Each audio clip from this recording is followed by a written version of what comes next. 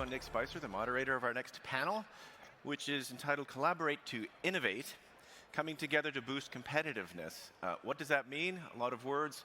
It essentially means how do we collaborate or stay competitive and digital at a time of major geopolitical disruption, technological change, all while trying to have an impact on society and the environment that is positive. And we're going to highlight Sweden, of course, no surprise, we're in Stockholm, and its program of advanced digitalization. We'll define that later when the people come up on stage. One of them is the Swedish Minister of Public Works, who is pushing advanced digitalization, sort of a comparative advantage of Sweden in the global economy when it comes to the digital life and business. Eric Slottner is the minister. We'll also be joined by the British ambassador to Sweden, Samantha Jobs, who has a background in tech and security. What do you do with all that data that's out there on a base? Can it be hacked? Is there dangers in there?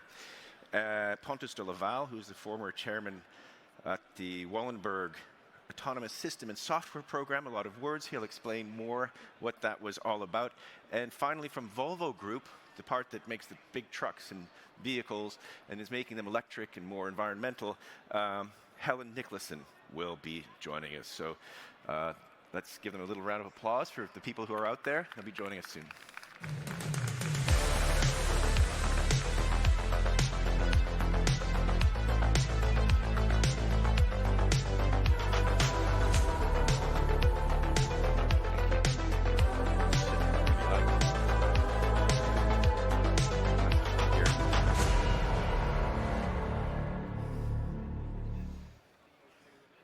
Here we are. Thank you. Welcome, everyone.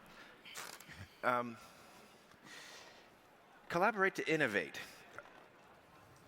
I was looking this up on the internet to understand what we're going to be talking about, and it seems to be something like co-opetition, this idea that you're competing, but you work with your rival, and it's something that has allowed civilization to progress. So it's not a completely new catchphrase, but we're applying it to the digital universe, business, diplomacy, and I think it might be helpful to talk about why collaboration matters in the digital world, quite apart from its historical effects, and particularly this idea of advanced digitalization. That's why you're here, Minister, and anybody else everybody's conversant with this vocabulary. What is it? What's the Swedish thing with advanced digitalization? What does it mean? It's a private-public partnership between the private sector, between the government and the academia. And it's been since 2021, and the government has now increased spending on that advanced digitalization. So now, more or less, I'm not really sure about the exact number, but more or less 0.7 billion Swedish crowns is invested from the government side. And then the other more than 200 organizations who are involved in this invest at least the same amount of money. Can you give me an example of what you spend, just one thing, so we understand a bit better? Yeah, that's in a research and development. It's a program with a new digital development, new technological innovation. So that's one example on how the public sector collaborate with the private sector and academia in a very good way. Okay. And maybe my colleagues here can tell more about the details in that program, I think. Do you have an example? Yeah. In your work? So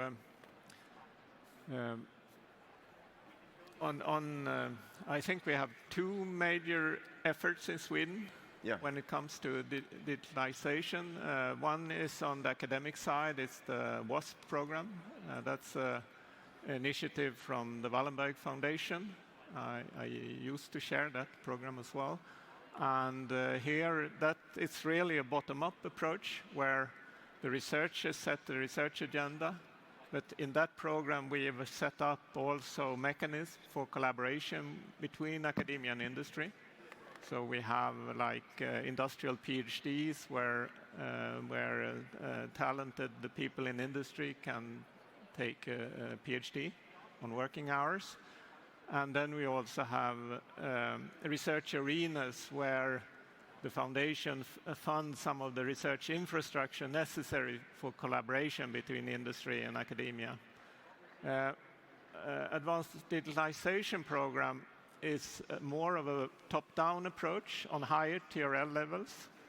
Here in this program, the industry sets the research and innovation agenda and makes the roadmaps, which are the most important areas. And then Vinnova puts out calls open for everyone to seek or to apply for money. And I think these two programs complement each other perfectly, both the bottom-up approach and the top-down approach. And we have these places where industry and academia and also government meet. And Helene Niklasson of Volvo Group, getting industry and academia to cooperate is something that you're promoting as well. Say again?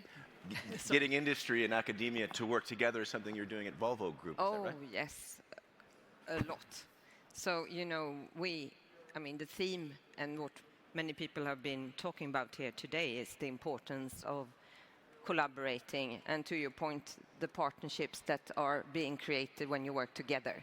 Because from my perspective, being in the automotive industry and with trucks, buses, construction equipment for the Volvo Group, we are in a huge transformation as a company. You know, we are transforming the industry as we speak. And to make that equation work, to make that innovation be implemented and embraced by society, then you need to work together.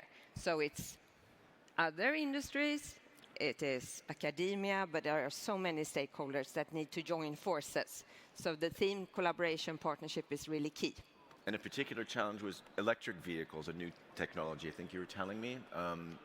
We start learning things, integrating them, and Volvo has a global presence. Things are learned in different places, and it's all, I'm not quite sure what the that's correct, yeah? Yes, it is. And maybe, you know, it might not be on the top of everyone's mind how important the transport sector is. Because if it weren't for transportation, you know, modern society wouldn't be where it is. And with our scale, to your point, we are on 190 markets. I think there are 200 countries in the world. With our customers, we are more than 100,000 employees, and we are truly a global company. So when we do something, it has a big, big impact. But to the point, if we want to move ahead now with the big challenge of speed and to bring talents together and join forces, you have to really come together and collaborate, big and small, and anyone who can join. And I'll turn to Ambassador Job here for a moment, if I may, who's not representing Swedish advanced digitalization, but I believe in the UK there is a collaboration between government and industry in tech security that's a bit of a standout, right? Yeah, I mean, your question is why does collaboration matter? It doesn't only matter between government and the private sector, it matters at the international level between governments. And that's for both positive reasons and more challenging reasons. On the positive side, we have technology is moving so fast in so many fields. No one country can be best at all of that. That would be a huge ask of our science communities and our taxpayers. Science has traditionally worked together to push frontiers. So we need to collaborate internationally with our friends. At the same time, digitalization and tech is being weaponized in a lot of cases literally, but is being used by a set of actors who don't wish us well. So we have to be really careful who we don't collaborate with at the same time internationally. So building security into how we think about how we collaborate, who we collaborate with, how we collaborate can be simple things like knowing who we are researching with. We have a sort of trusted research concept in the UK where when you're working with someone, you can sort of, who are they really? Where do they come from? How do they fit in concept? It's really important. We need to know who the people are we're working with. We need to think about the resilience of our physical infrastructure. In the UK, we've designated our data infrastructure as critical national infrastructure because that's how important digitalization is to our whole societies. And come to your question, we have a cybersecurity centre in the UK, which is a partnership between government and the private sector. So we have members of the private sector who work in our national cybersecurity centre. It's called the I-100 initiative. And we have a virtual platform where companies can share what's happened to them, what they've learned, directly with government experts who can then help them in return. And I won't take up all the time, but just to give you an idea of the threat, we talk about the threat really publicly in the UK. And the reason we do that is to help everybody understand that it is a living issue that everyone is dealing with, every company, government itself.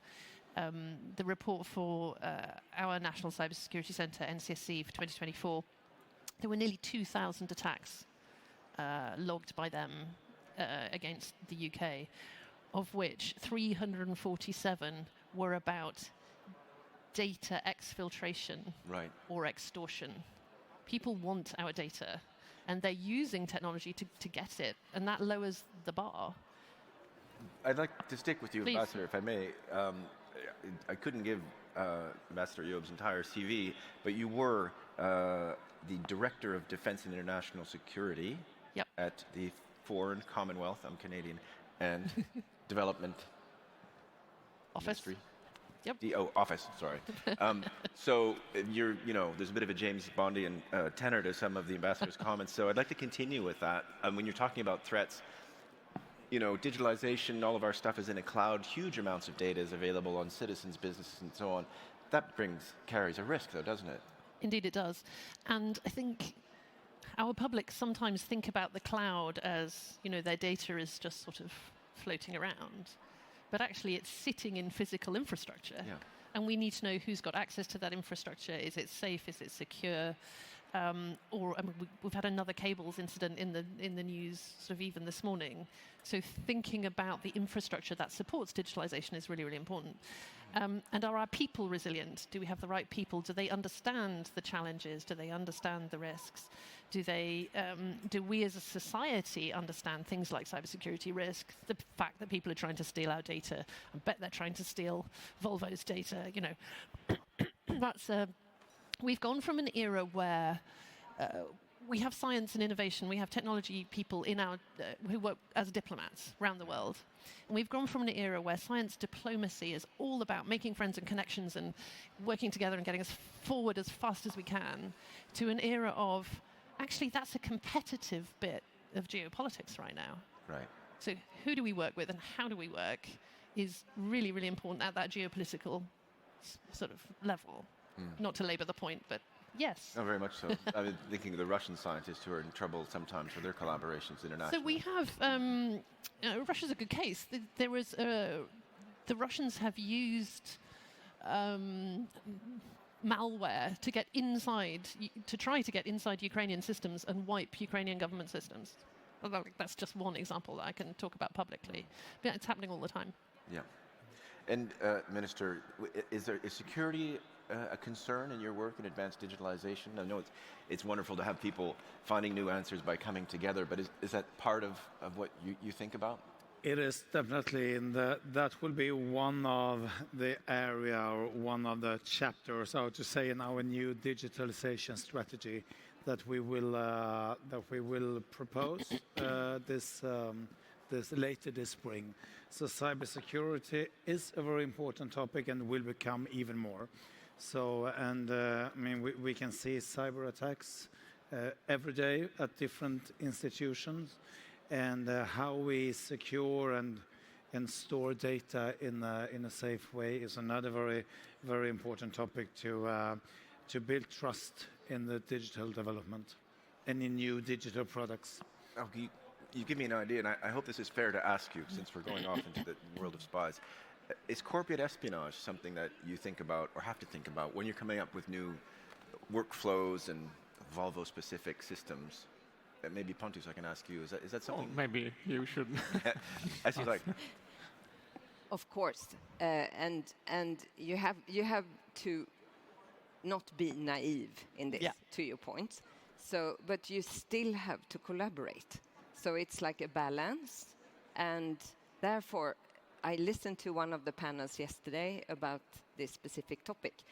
But we have to collaborate, otherwise we will never win. And we heard about Sanna Marin also talking about it earlier today.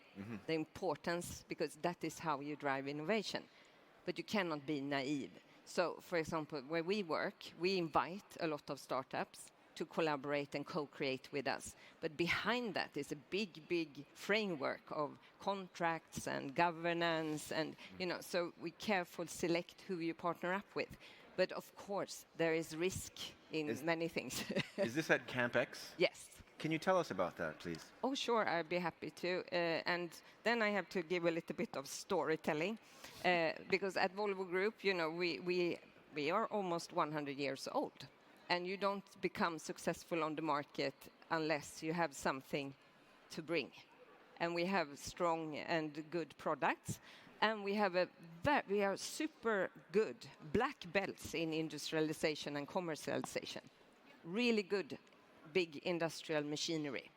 So like 4 years ago, I got a task from our Chief Executive Officer, Martin Lundstedt, and our CTO, your old role, Lars Stenqvist, to figure out something where we can embrace partnership with the ones we had already working with, our supplier base and so, and also work with speed and simplicity to complement the big machinery. So we started to work and try it out in Gothenburg, in Sweden, in our headquarters. And we were, okay, so what should we focus on? And together with Lars, the CTO, we decided, let's go for the startup community and work with them in a structured way. We had worked before, but not in a structured way. So we built this test engine, so that we can bring our challenges and our problems to solve, because that's what startup needs, applications. And then they can bring a proposed solution to solve that. And then we have a quick test project, we call them proof of values, to try this solution out. And if it is successful, then we go together and scale. And then they can become a client to get Volvo Group as a client. So that was the whole idea behind. And we started in Gothenburg like 4 years ago, tried it out, and then we decided to scale globally using our global footprint. So it was a discussion and finally a decision to go where we have our action, our development basis. So we are in United States, in Greensboro, we are in France, in Lyon, and in India, in Bangalore. So there is a network of 4 hubs now. And so far, we have run over 150 projects with 150 startups. And we have now, since 1 year back, always 50 projects ongoing across these hubs. And we have really seen a lot of value coming out of these collaborations. Not only that they can get Volvo as a client and we can bring in these solutions without having to develop them ourselves. We save a lot of time and money on that. But it's also a lot of learnings, the softer things. Okay. And Pontus, I saw you nodding your head as Helen was describing, X-Camp and her work. Is that something you were doing at Wallenberg? Not in that form. You're a little more at a from the foundation side, we fund basic science. Okay. So we are limited to doing that, but we have. Can I ask, sorry, like what kind of basic science, just so I understand? It's in the natural sciences, life science primarily. Okay. And focusing on Swedish universities, but we have set up programs to help researchers getting the research out of the university.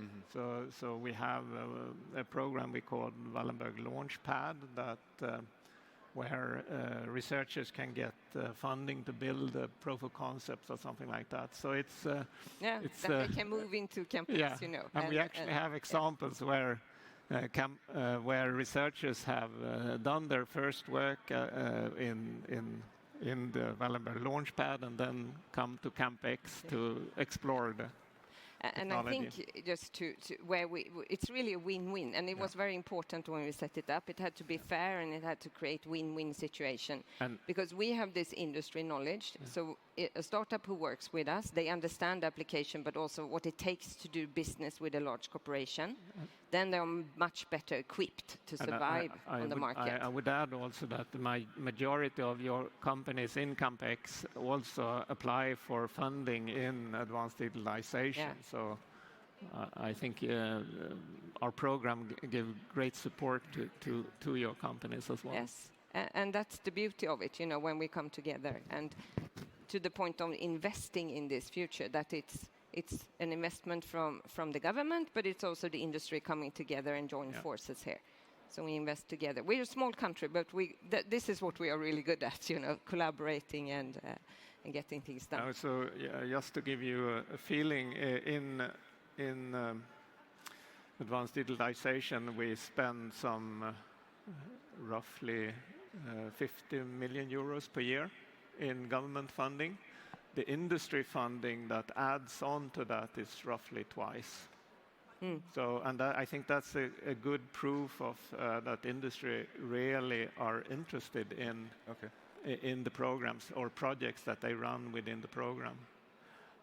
We have about 8 minutes left. This has been fascinating. I see the clock running down, and I'd like to just move to the final part of imagining the challenges ahead. Excuse me, I've heard a lot of hopeful things. We've talked about some of the less hopeful things. Maybe, Minister, I can ask you about your work. Do you see more advanced digitalization, in Sweden's future, and are other countries copying Sweden? If other countries copy Sweden, are you a leader? Oh, I hope so, but I would say we used to be a leader, but we have dropped on those ranking lists. Why so, I mean, our aim now is to get back, advance on those lists again. But the most important is not to be on the third or second or first place on those lists. Of course, the most important is to advance when it comes to IT, AI, technology in general. So, if other countries run as fast as Sweden, I welcome them. But I think we can trigger each other. We are good at different things within Europe. So I have a constantly dialogue with my counterparts around Europe to talk to them, to get inspired of them, and know more about how they work. And they are very interested in how we in Sweden work. And I mean, we're just the AI Commission's work, for example, was released just before Christmas. We are working on that report now. We are going to launch the digitalization strategy later this spring, for example, and we have taken a lot of measures and decisions to enhance and to advance digitally in Sweden.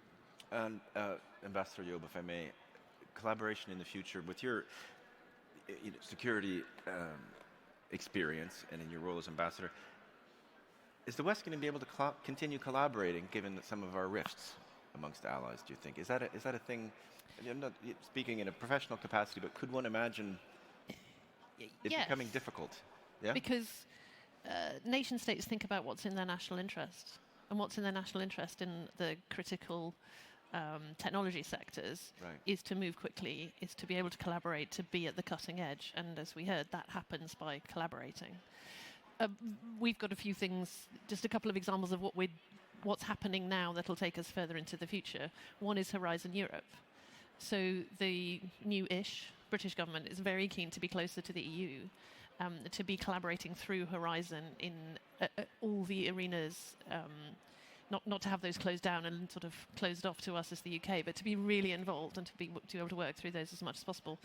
In the UK, we have a new AI strategy and a new AI safety strategy, but we're also hosting the NATO innovation headquarters, Diana. I think there was some talk about it here yesterday, because we want to create the same sort of ecosystem where you have big defense primes that are sort of very confident, but they're not always able to take the risks, sort of bringing the small innovators together, accelerating innovation, helping build that relationship in a way that can take you into that technological future to really all of our benefit. And it's not just the UK, the headquarters in the UK, Estonia, Sweden, all around the region. Did you not tell me that one of the small innovator nations was Estonia, given their digital prowess and frontline status with, the Russians?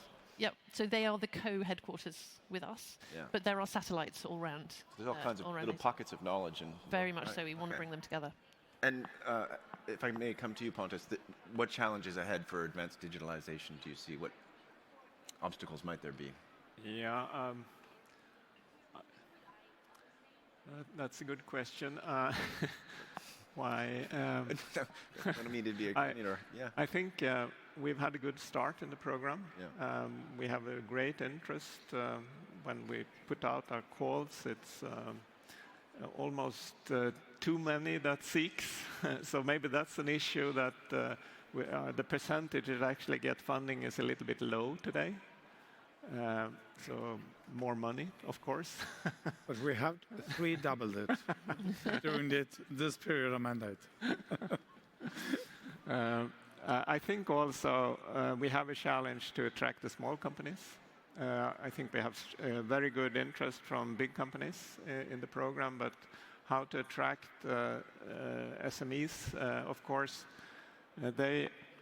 it's collaboration, and so they need to find the partners to collaborate with big industry, but also with academia, and that could be quite the challenge for a small company to actually know who to contact. And we are setting up mechanisms now in the program to facilitate that. So I think that is a challenge. Okay, and Helen, we're coming to the end here for Volvo Group. I mean, collaboration works. You've described how the company is, seeking a comparative advantage. What challenges, though, are you foreseeing? Well, if you look into the future, and there is a prediction that freight transportation will be 5-fold larger. It will increase 5-fold between 2010 and 2050. So, we have to do transportation in another way. We have to do it in a new way. And to your point, we have our strategy. So, for example, by 2040, Volvo Group will only offer fossil-free vehicles.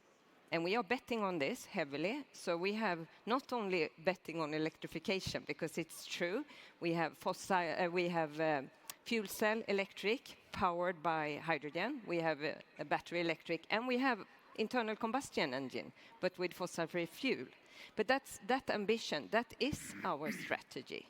But to be able to make that happen, you have to come together from all types of sector. There is like an equation. So we can make the vehicles, but you need green fuel of any kind or energy, and you need infrastructure that is safe. Digital is also important, but you need also the energy. And you need, which is where digitalization is completely the enabler, good business models so our customers are ready to take the jump into fossil-free future. And this is urgent. So I see it as a challenge and an opportunity. But I would just like to say one more thing about the challenge, and that is to attract talents. And I think we who are here and who are in the industry has to be much better at storytelling. And I'm an engineer myself. I've been around, as you can see, for many years. It has never, ever been more interesting to be an engineer. And we have to tell that story to the young people, join us. There is so much you can do, and if you're driven by making change and see your things that you work being implemented, this is the, Nobody wants to be an engineer? Is there a problem? Say again? Are young people don't like you're talking engineering? I don't know. I don't know what is the situation in the engineering schools today. I'm just asking. But I mean, we have to tell people that you can make a difference. You can really see the things you're working on being implemented. And I think we're talking about doing applied sciences actually affecting social change and being impactful, not just inventing the new widget. No, and just join it and be there. And we have to tell that we are working on this and things happen. Well, thank you very much for your collaboration. That brings us to the end of this panel on Collaborate to Innovate. So I'd like to thank the audience and thank the panelists for shedding light on advanced digitalization and cooperation. Thanks.